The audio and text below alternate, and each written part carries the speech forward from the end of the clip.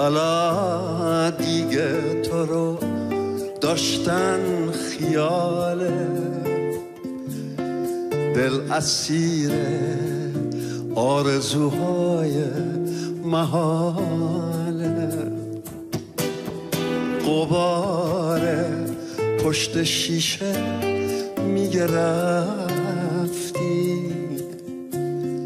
ولی هنوز دلم باور نداره.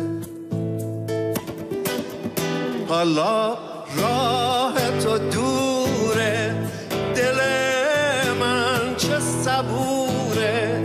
کاشکی بودی و میدیدی زندگیم چه سوت و کوره. حالا راه تو دوره، دل من چه صبوره. کاشکی بودی و میدیدی زندگیم چه سوت و کوره. آسمون از غم دورید، حالا روز و شب میباره. دیگه تو ذهن خیابون منو تنها جا میذاره. خاطره مثل یه پیچک میپیچه رو تن خستم.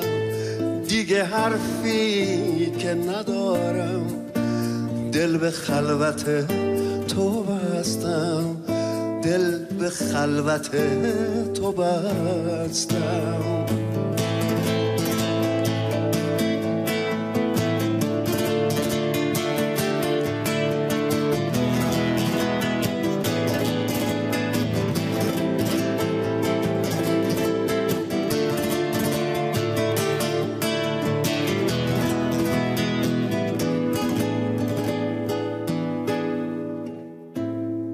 حالا دیگه تو رو داشتن خیاله، دل اسیر آرزوهای محاله.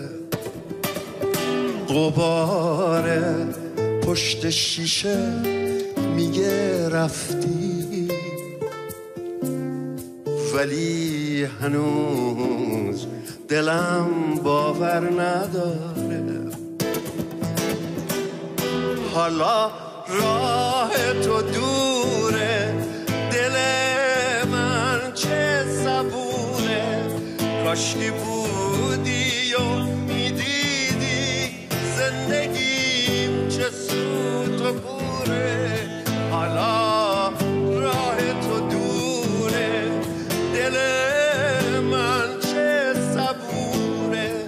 کاشکی بودی و میدیدی زندگیم چه سوت و کوره. آسمون از غم دورید، حالا روز و شب میباره. دیگه تو ذهن خیابون منو تنها جا میذاره. خاطره مثل یه پیچک میپیچه رو تن خستم.